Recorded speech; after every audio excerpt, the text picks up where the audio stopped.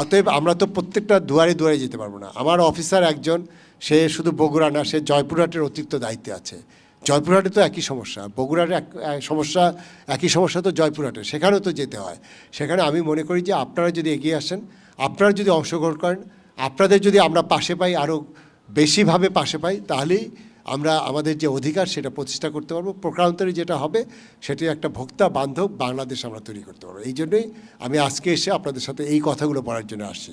আমি আশা করি যে আপনারা এটা অনুধাবন করবেন এবং আপনাদের কোনো বক্তব্য থাকলে আমরা শুনে পরে আমাদের এডিএম সাহেব কিছু বলবেন, আমাদের সভাপতি সাহেব বলবেন। আপনাদের কোনো বক্তব্য থাকলে আমি একটু শুনবো, তারপরে ওনারা কথা বলবেন, আমরা এরপর শেষ করব। ধন্যবাদ সবাইকে। আসসালামু আলাইকুম। আমি ফজিলাতুন্নেসা ফৌজিয়া। আমাদের বগুড়াতে এমন একটা ক্লিনিক আছে যারা, আমি গত সপ্তাহে এটা বের করেছি, সেটা হচ্ছে তারা রিপোর্ট করে কিন্তু কোনো পরীক্ষা করে না। রুগীকে রিপোর্ট দিচ্ছে কিন্তু পরীক্ষা করছে না, শুধু রিপোর্টই দিচ্ছে। এটা মারাত্মক ব্যাপার। আমি এটা গত সপ্তাহে বের করতে পেরেছি এবং অলরেডি আমি এডি স্যারকে ইনফর্ম করেছি বিষয়টা। স্যার বলেছে অভিযানে যাবে। স্যার, আমরা দেখতে পাচ্ছি কিছু কিছু কলকারখানা স্যার, বিশেষ করে যারা 2 নম্বর ব্যবসা করে, ভেজাল ব্যবসা করে।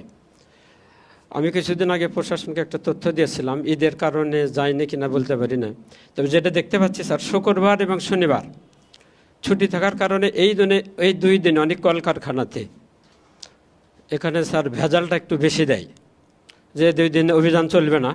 তো এই বিষয়টা স্যার একটু আপনাদের দৃষ্টি আকর্ষণ করছি, যাতে 2-3টা আমরা যখন ইনফরমেশনটা দেব, ফোনেই দেই আর স্যার যেভাবে দেই, সে অভিযানটা যেন স্যার একটু পরিচালনা করা হয় স্যার।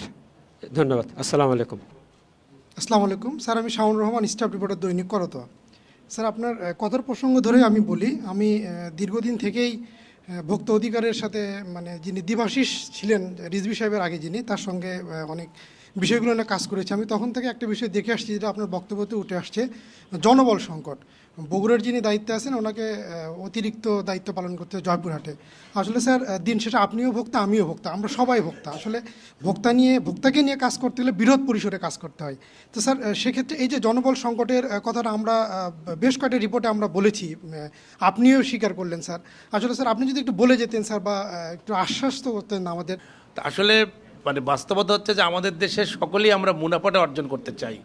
সমস্যার ওই জায়গাতেই আন্তরিকতা, বা আমরা খালি প্রশাসনের কাছ থেকে চাই এটা দিবে, এটা করবে, বা আমরা তাদের অভিযান চালাবে, কিন্তু আমরা নিজেরা যেই জায়গাতে দায়িত্ব পালন করা উচিত সেইটুকু যদি করি, তাহলে মনে হয় কাজটা আরও ত্বরান্বিত হয়, আরও ভালো হয়। যেটা ভোক্তা অধিকার সম্মানিত অতিরিক্ত সচিব বলেছেন, যে নিজে আগে চেষ্টা করতে হবে, সেটি আমার দায়িত্ব পালন করতে যদি ব্যর্থ হই, প্রশাসনের সহযোগিতা নিতে হবে। এবং আমরা যদি এগিয়ে আসি, আজকে যে আলোচনাটা হচ্ছে এখানে মত বিনিময় সভা, এই ধরনের সভা আমার মনে হয় যে ভোক্তা অধিকার, নিরাপদ খাদ্য, বিএসটা এবং এই ক্যাব সহ এই ধরনের ব্যবসায়ী সমিতিগুলোকে নিয়ে এটি একটা সমন্বিত সভা রাখা উচিত 2 মাস 3 মাস পর পর জেলাতে আর কি। তাহলে হয়তো অনেক জিনিসগুলো উপজেলা লেভেলগুলোকে নিয়ে এসে কাজ করলে অনেক কিছুই জানা যায়, শেয়ার করা যায় এবং ব্যবস্থাপনা নিতে বোধহয় সুবিধা হয়। গ্রামে দেখি স্যার, যে পণ্যগুলো শহরে একেবারেই চলে না, সেইগুলি গ্রামের ছোট ছোট দোকানগুলোতে, মানে আমি তো আমার পরিচয় ওখানে দিয়ে তো আমি করতে পারি না, মানে পরিচয় দেওয়ার আমি লজ্জাবোধ করি, যে এখানে আমি যদি বলি আর আমার এই কথাগুলো থেকে কর্ণপাত করবে না, এবং ওখানে প্রশাসনও নাই, বা আমার করার মতো আমি সচেতনমূলকভাবে আমি তাদের বলি এই জিনিসগুলো খাওয়ান ঠিক না। এই জিনিসগুলো আমরা কিন্তু কিছুদিন আগেই দেখলাম, যে আমি বলি না যে আমরা করে আসলাম টিমের সাথে, কর্ণপাতই করে না, মানে বোঝে না। আর বাচ্চারা এবং অভিভাবকরা হরদম খাওয়াচ্ছে, যেরকম ছোটো বাচ্চাদের যে খাবারগুলো হরদম খাওয়াচ্ছে, এইগুলি থেকে আমি খুব ব্যথিত হই। এবং আমি মনে করি যে গ্রামগঞ্জে এই প্রচারণাটা স্যার করা খুব জরুরি। ধন্যবাদ আমাদের ক্যাবের বগুড়া জেলার সভাপতি ডক্টর সাইফুল ইসলাম সাহেবকে। এবং আমি ধন্যবাদ জানাচ্ছি এই জন্য যে উনি খুবই স্বল্প সময়ে, কালকে পরশুদিন তাদেরকে জানানো হয়েছিল যে আমি যেহেতু বগুড়ায় আসবো, এই জন্য ক্যাবের নেতৃবৃন্দর সাথে বসবো, এবং খুব শর্ট টাইমে এই আয়োজন করেছে। এই জন্য আমার ব্যক্তিগত পক্ষ থেকে তাকে কৃতজ্ঞতা এবং ধন্যবাদ। এবং উনি সঠিকভাবে বলেছেন, যত ইন্টেরিয়রে যাওয়া যাবে, যত আপনার ভিতরে যাওয়া যাবে, যত গ্রাম এলাকায় যাওয়া যাবে, তত ফেক নকল প্রোডাক্টে ভরে গেছে।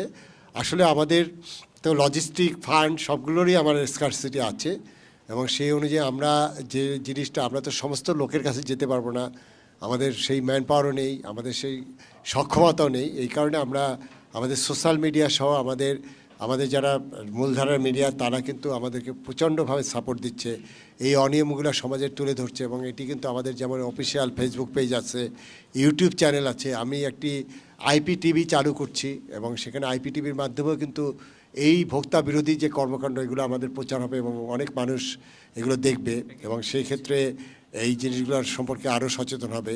এবং আমি আশা করি যে ক্যাব এবং আমাদের যারা বিজনেস কমিউনিটি এবং আমরা যারা সরকারের, এরা যদি একসাথে কাজ করি তাহলে আমি বিশ্বাস করি যে আমাদের ভোক্তা বিরোধী যে কার্যক্রম, আমাদের যে ভেজাল নকল বা আমাদের যে প্রতারণার বিষয়গুলো, এগুলো অনেকটাই দূর করা সম্ভব হবে। এবং সেই জন্যেই আজকে আপনাদের সাথে এখানে বসেছি।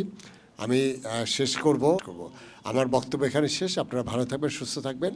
আমার টেলিফোন নাম্বারটা আমাদের জানা আছে, অনেকেই নিয়ে নেবেন আমাদের এদের কাছ থেকে। আপনারা যে কোনো বিষয়ে আমাকে নক করবেন, আমি কিন্তু প্রত্যেকটা ফোন ধরি। আপনাদের কোনো বিষয় থাকলে আমাকে জানাবেন, আমরা অবশ্যই চেষ্টা করবো এটা অ্যাড্রেস করার জন্য।